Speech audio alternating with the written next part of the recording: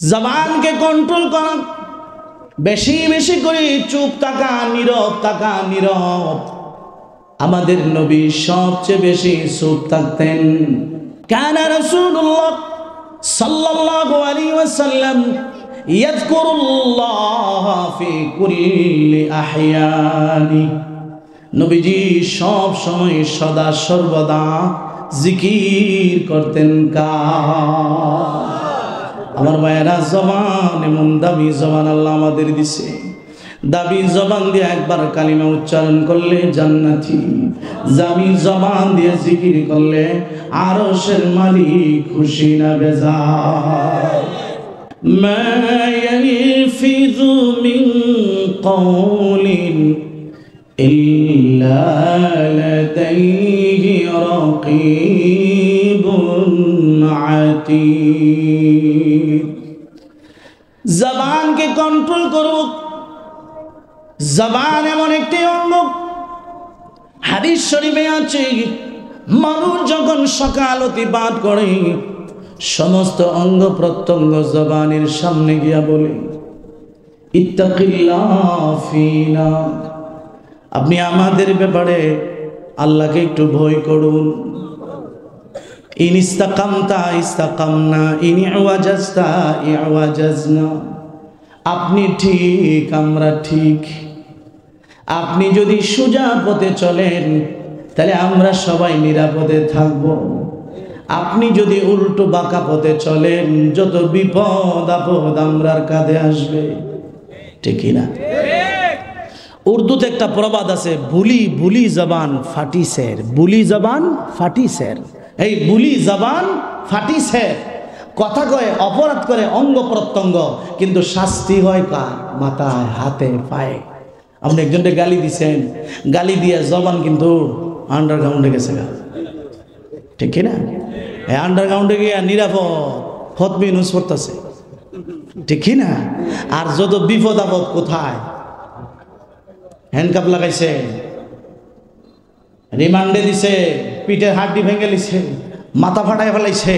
এই সব কারিগরি হয়েছে জবানের কারণে। জোরে এখন ঠিক না ঠিক? এই জন্য তুকাফিরুল আযা কুল্লুহা ইনদাল লিসান। সমস্ত অঙ্গ প্রত্যঙ্গ জবানের কাছে যায় বলে, স্যার আপনি ভালো হয়েছেন গিয়া, আপনি ভালো হয়েছেন গিয়া, আপনি ভালো, আমরা ভালো। আপনি যদি খারাপ হয়ে যান, যত বিপদ আপদ আছে সব আমরা লড়াইব। এই জন্য জবানটাকে নিয়ন্ত্রণ করব। আল মুসলিমু মান সালিমাল মুসলিমুনা মিন লিসানিহি ওয়া ইয়াদিহি। প্রকৃত মুমিন, প্রকৃত মুসলমান ওই ব্যক্তি যার হাত ও মুখের অনিষ্টতা থেকে অপর মুসলমান নিরাপদ। হাত দ্বারা কষ্ট দেয় না, মুখ দ্বারা কষ্ট, মিন লিসানিহি, মিন লিসানিহি, জবান দ্বারা কষ্ট দেয় না। কষ্ট শুধু কথার দ্বারা দেওয়া হয় এমন নয়, অঙ্গি ভঙ্গির মাধ্যমে কষ্ট দেওয়া হয়। একজন আপনার সামনেতে যেতেছে, আর আপনি এর লাগবো নি, তুই আওয়াজ দিলে কেন, অথবা কিচ্ছু বললেন না, আপনি শুধু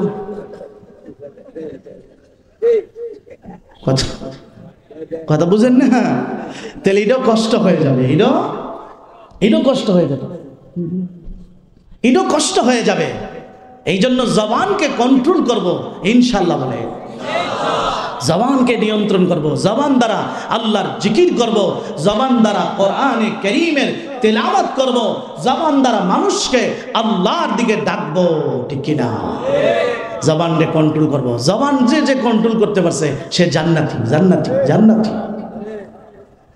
জবানকে কন্ট্রোল করা, বেশি বেশি করে চুপ থাকা, নীরব থাকা, নীরব। আমাদের নবী সবচেয়ে বেশি চুপ থাকতেন।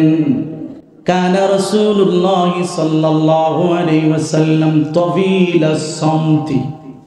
হুজুর লম্বা লম্বা সময় চুপ থাকতেন, প্রয়োজন ছাড়া কথা বলতেন না, দিলে দিলে জিকির করতেন। কানা রাসূলুল্লাহ সাল্লাল্লাহু আলাইহি ওয়াসাল্লাম ইয়াযকুরুল্লাহ ফি কুল্লি আহয়ানি। নবীজি সব সময় সদা সর্বদা জিকির করতেন কার? আমার মায়েরা জবান, এমন দামি জবান আল্লাহ আমাদের দিছে। দাবি জবান দিয়ে একবার কালিমা উচ্চারণ করলে জান্নাতি, দামি জবান দিয়ে জিকির করলে আরশের মালিক খুশি না বেজার।